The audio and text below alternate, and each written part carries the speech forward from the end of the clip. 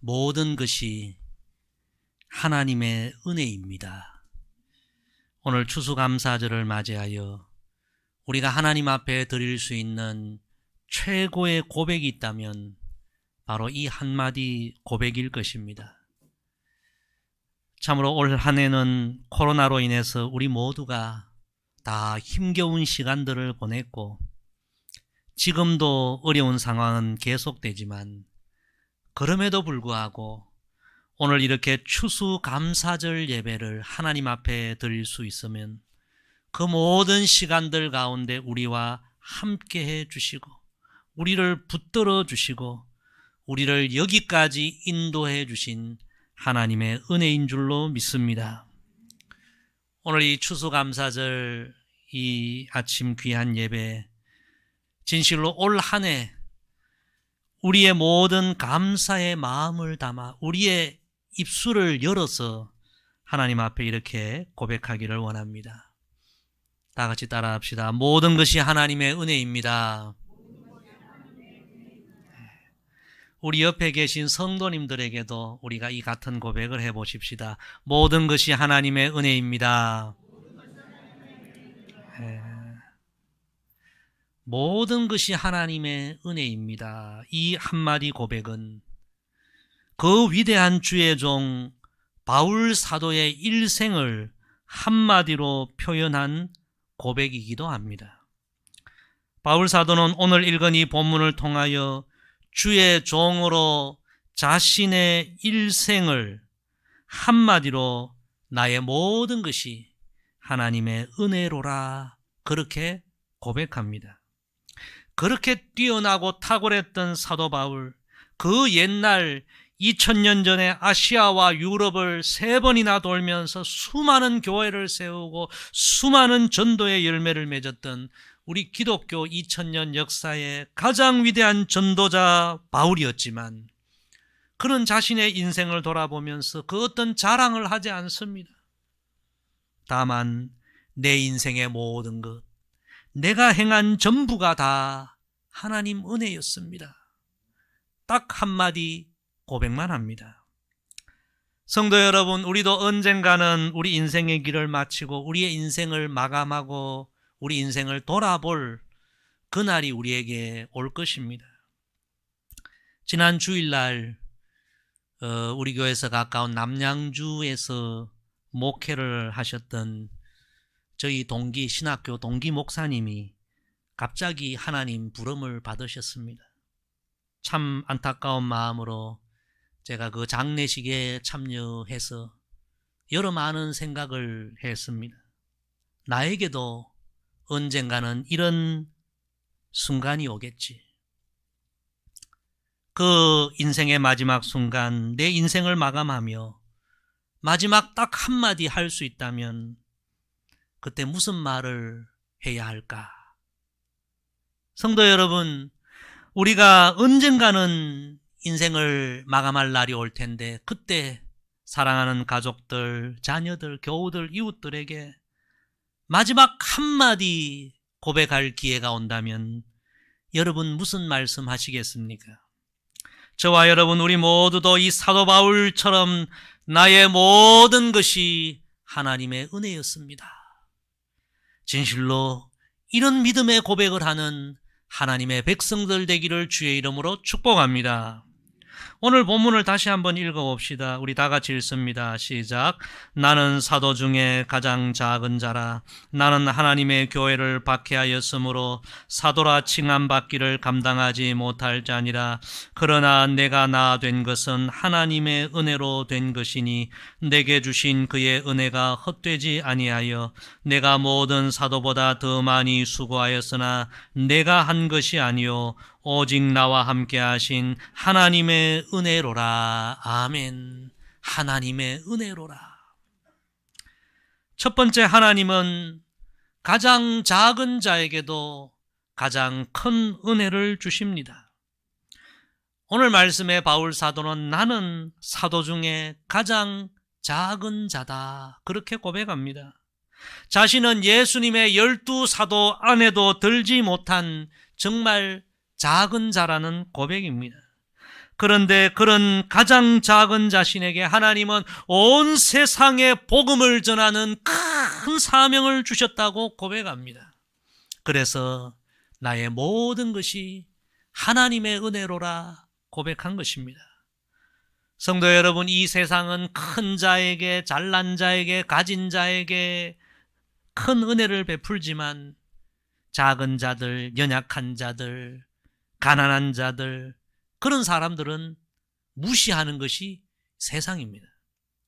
그러나 우리 하나님은 가장 작은 자에게도, 가장 약한 자에게도, 은혜 아니면 살 수 없는 죄인들에게도 가장 큰 은혜를 베풀어 주시는 놀라운 은혜의 하나님이십니다. 저와 여러분, 우리가 받은 은혜가 바로 이런 은혜인 줄로 믿습니다. 그래서 오늘 제가 이 감사절 예배를 한 주간 기도하며 준비하면서 첫 찬양을 평소에 부르던 찬양이 아니라 찬송가 304장을 택하게 되었습니다. 그 크신 하나님의 사랑 말로 다 형용 못하네.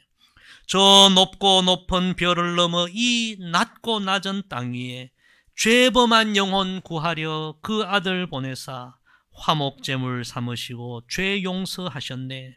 하나님 크신 사랑은 청량 다 못하네. 영원히 변치 않는 사랑 성도여 찬양하세.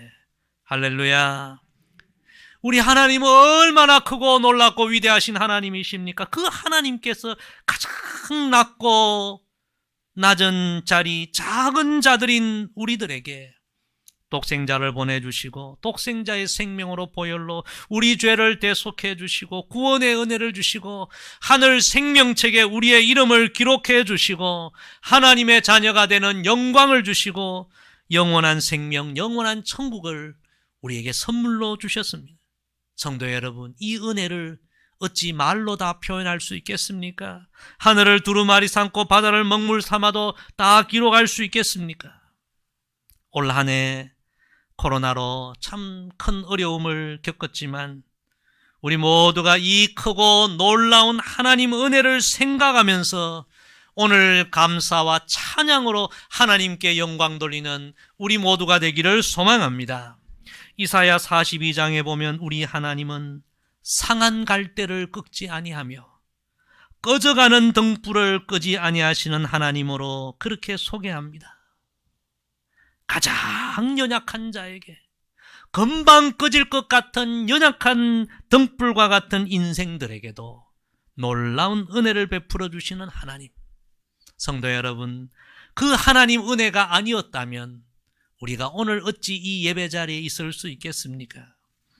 그 은혜의 하나님이 지금까지도 우리를 인도해 주셨고 지금도 우리와 함께 하시고 앞으로도 영원히 은혜로 우리를 인도해 주실 줄로 믿습니다.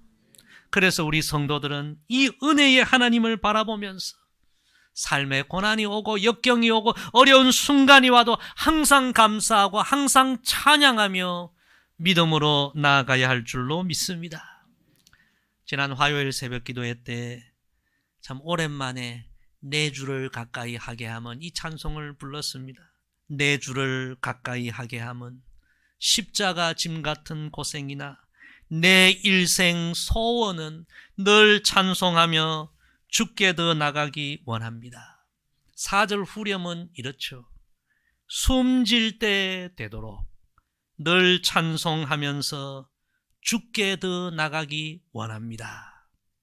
우리 성도들은 하나님의 은혜를 생각하면서 정말 고난이 와도 어려움이 와도 숨지는 그 순간까지 감사하며 찬양하며 그렇게 믿음으로 살아야 할 줄로 믿습니다.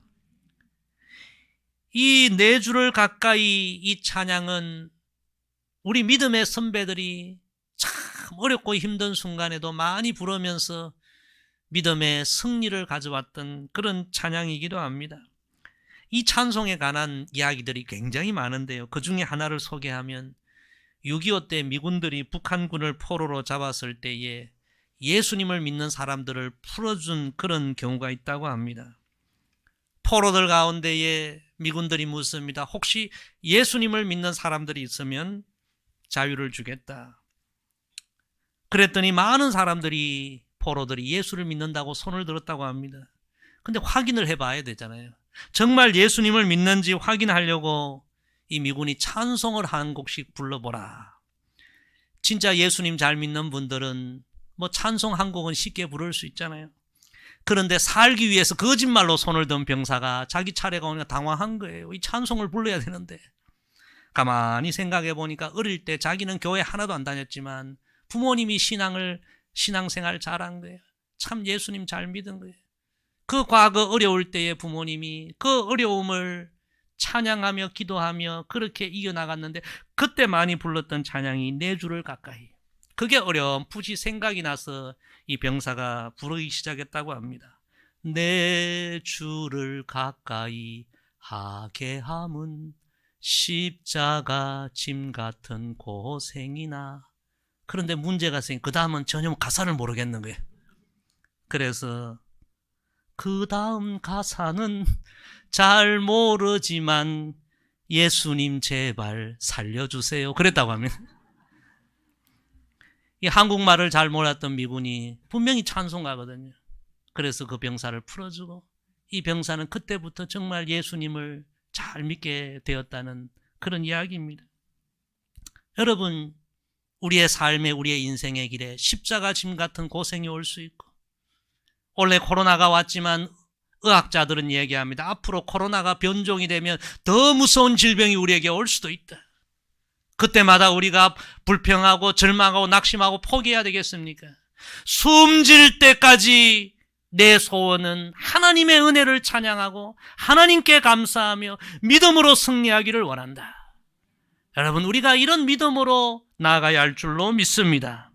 하나님은 가장 작은 우리에게도 가장 큰 은혜를 이미 우리에게 주셨고 앞으로도 그 은혜를 우리에게 주실 줄로 믿습니다. 오늘 감사절 아침에 하나님의 이 은혜를 다시 한번 생각하며 감사로 주께 영광 돌리는 우리 모두가 되기를 소망합니다. 두 번째, 하나님은 자격 없는 자에게도 가장 큰 은혜를 주십니다. 따라합시다. 하나님은 자격 없는 자에게도 가장 큰 은혜를 주십니다. 오늘 본문의 계속해서 바울은 나는 하나님의 교회를 박해하였으므로 사도라 칭함받기를 감당하지 못할 자니라 그렇게 고백합니다. 다른 말로 하면 내가 하나님의 은혜를 입을 자격은 전혀 안 된다는 그런 이야기죠. 실제로 바울은 과거에 예수님 만나기 전에 얼마나 교회를 박해했습니까? 예수님 믿는 자들 핍박했습니까? 심지어 그렇게 신실하고 성령이 충만했던 스데반 집사님을 순교하는데 앞장섰던 사람이 바울 아닙니까? 그렇게 교회를 핍박하고 그리스도인들을 박해했던 신실한 성도를 죽이기까지 했던 자신이 어찌 주님의 증인이 되고 어찌 주님의 종이 될 자격이 있겠습니까? 어찌 하나님의 은혜를 입을 자격이 되겠습니까? 누구보다도 자신은 하나님의 은혜를 입을 자격이 안 된다는 것을 스스로가 잘 알았습니다. 그런데 놀랍게도 주님은 자신의 가슴에 못을 박은 이 자격이 되지 않는 바울을 용서해 주시고 택하여서 가장 위대한 사도로 전도자로 사용해 주신 것입니다. 성도 여러분, 은혜라는 말이 아니고서는 도저히 설명이 안 되는 일입니다. 기독교 유명한 작가 맥소 루케이도는 은혜란 무엇인가?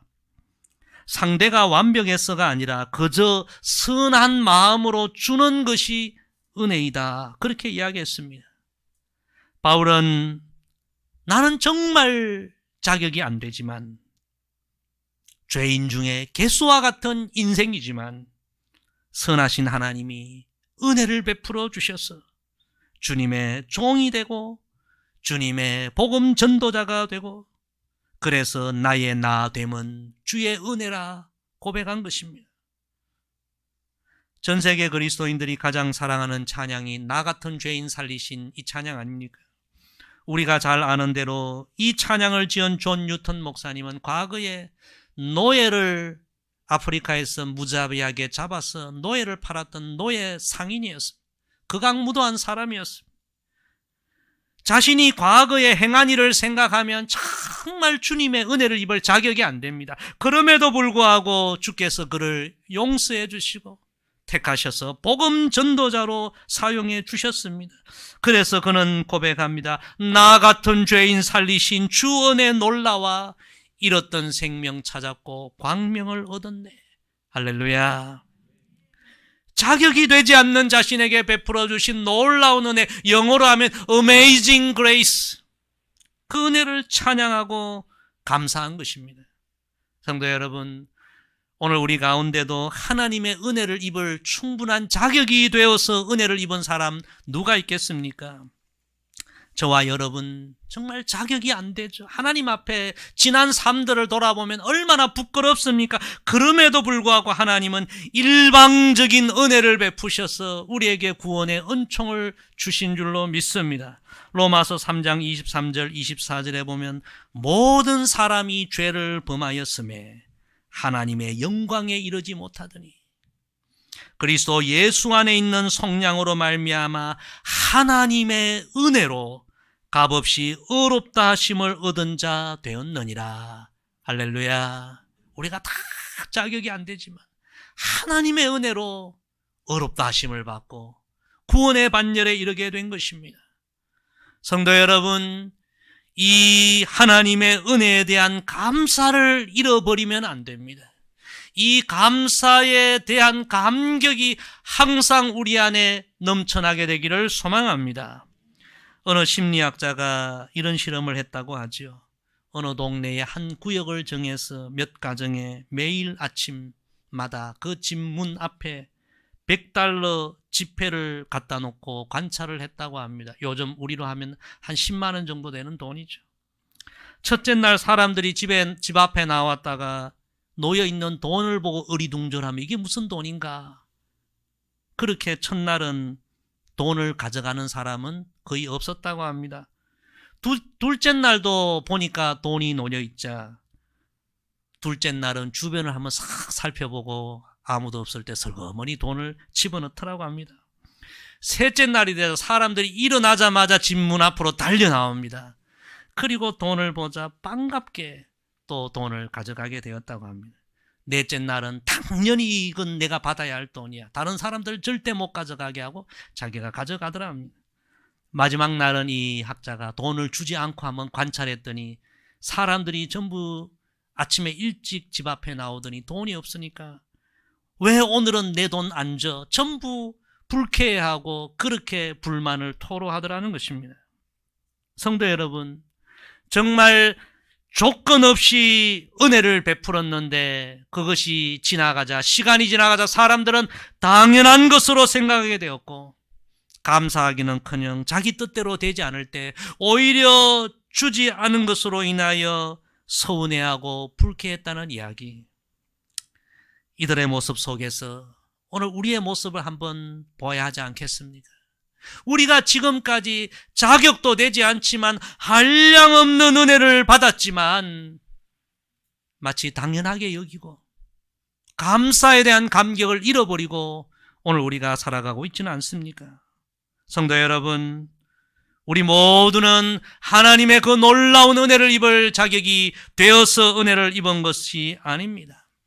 그 놀라우신 하나님의 선하심과 인자하심과 자비하심으로 우리가 이 큰 은혜를 입은 줄로 믿습니다. 오늘 감사절 아침입니다.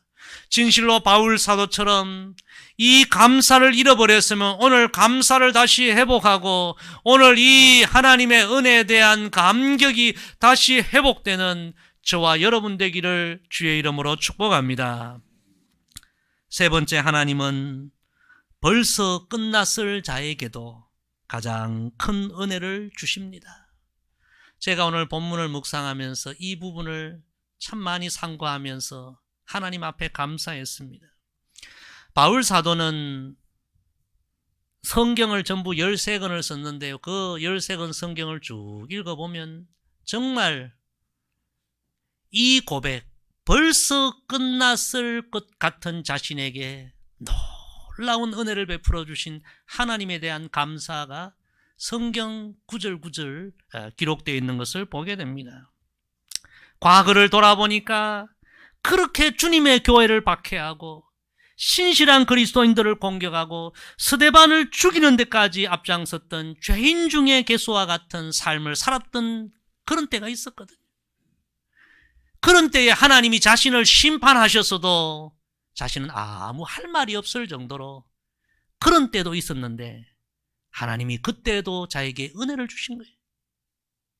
또 주의 종으로 부름받아 복음을 전하면서 성경에 보면 때로는 강도를 만난 때도 있었고 때로는 돌에 맞을 때도 있었고 때로는 큰 풍랑을 만나 타고 가던 배가 산산이 조각난 그런 때도 있었고 생각해 보면 그런 때도 자신의 생명이 끝났을 수도 있었는데 돌아보니까 하나님은 벌써 끝나도 몇 번 끝났을 그에게 생명을 주시고 기회를 주시고 은혜를 주셔서 지금까지 온 세계를 다니며 복음을 전하는 일꾼으로 사용해 주셨다는 것. 이 하나님의 은혜가 아니고 무엇이냐? 바울이 고백하는 것입니다. 그래서 오늘 말씀해 보면 내가 모든 사도보다 더 많이 수고하였으나 내가 한 것이 아니요 오직 나와 함께 하신 하나님의 은혜로라. 할렐루야. 이토록 놀라운 은혜를 주신 하나님께 감사와 찬양을 드립니다. 오늘 이 감사절, 이 바울의 고백과 믿음과 감사가 우리의 고백과 감사와 우리의 믿음이 되기를 소망합니다. 시편 124편에 보면요, 그 옛날 성도들도 하나님 앞에 이렇게 고백합니다. 사람들이 우리를 치러 일어날 때에 여호와께서 우리 편에 계시지 아니하셨다라면 그때에 그들의 노여움이 우리에게 맹렬하여 우리를 산채로 삼켰을 것이며 그때에 물이 우리를 휩쓸며 시내가 우리 영혼을 삼켰을 것이며 그때에 넘치는 물이 우리 영혼을 삼켰을 것이라. 인생의 길을 쭉 돌아보니까 수많은 위기가 너무너무 많았다는 거예요. 그때 하나님이 우리를 도와주시지 아니하시고 하나님이 그때 우리의 편이 되어주시지 않았다면 우리 인생은 벌써 끝났을 것이라는 그런 고백입니다. 그때 하나님이 은혜를 주셔서 여기까지 오게 되었다는 그런 감사의 찬양이죠. 제가 우리 교회에서 목회하면서 수많은 성도들을 만나고 신방하고 대화하면서 참 성도들의 간증도 제가 많이 들었습니다. 우리 신장로님은 과거에 목재 사업을 하시다가 사고가 나서 손을 크게 다치셨습니다. 장로님 저에게 여러 번 그런 간증을 하셨어요. 그때 하나님 은혜 아니었으면 그때 끝났을 인생이라고. 하나님이 그때 은혜를 주셔서 다시 제2의 인생을 살게 되었다고. 어떤 분들은 IMF 때 완전히 사업이 망하고 부도가 나고 파산하고 그때 모든 것이 다 끝나는 것 같았는데 끝날 수도 있었는데 하나님이 그때도 은혜를 주시고 붙들어 주셔서 여기까지 오게 되었다. 하나님의 은혜라는 거죠. 저도 과거에 고등학교 때 참 철없이 오토바이 타고 다니다가 사고가 나가지고요. 정말 밤에 죽을 뻔했습니다. 지금도 생각은 아찔합니다. 그때 그냥 내 인생이 끝났을 수도 있겠다. 만약에 쓰러졌는데 뭐 트럭이라도 와서 지나가면 끝났죠. 그때 끝났으면 오늘 여러분 못 만났을 거예요. 오늘 이 예배 못 드렸을 거예요. 그때 끝났으면 제가 어찌 목사가 되고 복음 전하는 주의 종이 될 수 있었겠습니까? 어쩌면 수없이 거기서 끝났을 수도 있는 우리들에게 하나님은 큰 은혜를 베풀어 주셨어. 우리 모두가 지금 여기까지 오게 된 줄로 믿습니다. 그래서 시편은 이렇게 말씀합니다. 내 영혼아 여호와를 송축하며 그 모든 은택을 잊지 말지어다. 지금까지 지내온 것 주의 크신 은혜라. 우리 예배 전에도 불렀지만 하나님의 은혜로 있을 데 없는 자 왜 구속하여 주는지 난 알 수 없도다. 나의 나 된 것은 다 하나님 은혜라. 성도 여러분, 오늘 바울 사도의 감사의 고백을 우리가 묵상했습니다. 하나님은 가장 작은 자에게, 가장 보잘것없는 우리에게도 가장 큰 은혜를 베풀어 주셨고, 하나님은 은혜를 입을 자격이 전혀 되지 않는 우리에게도 가장 큰 은혜, 가장 놀라운 은혜를 베풀어 주셨고, 인생의 길에 수없이 거기서 끝났을 수도 있는 우리 인생들에게 은혜를 주시고 기회를 주시고 우리의 삶을 여기까지 이끌어 주신 줄로 믿습니다. 하나님의 은혜가 부족하여 문제가 된 적은 없습니다. 다만 하나님의 은혜에 대한 감사와 감격을 잃어버리는 것이 우리 인생의 문제가 되는 것입니다. 성도 여러분, 오늘 추수감사주일입니다. 2020년 이 추수감사절을 오늘 우리가 예배로 주께 영광 돌릴 수 있는 이 기회가 있다는 것이 얼마나 감사합니까?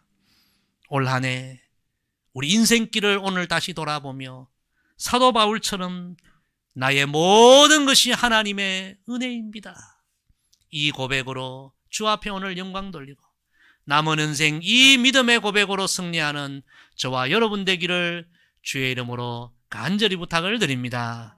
기도하겠습니다. 아버지 하나님, 우리에게 이 놀라운 은혜를 베풀어 주셔서 오늘 추수감사절 예배로 주께 영광 돌리게 하심을 감사드립니다. 오늘 바울 사도의 고백처럼 나의 모든 것이 하나님의 은혜입니다, 이 감사의 믿음의 고백이 오늘 다시 회복되어서 남은 인생 감사로 주께 영광 돌리며 감사의 힘과 감사의 능력으로 인생의 모든 어려움을 극복하고 이겨가는 하나님의 자녀들 다 되게 하옵소서. 예수님의 이름으로 기도드리옵나이다. 아멘.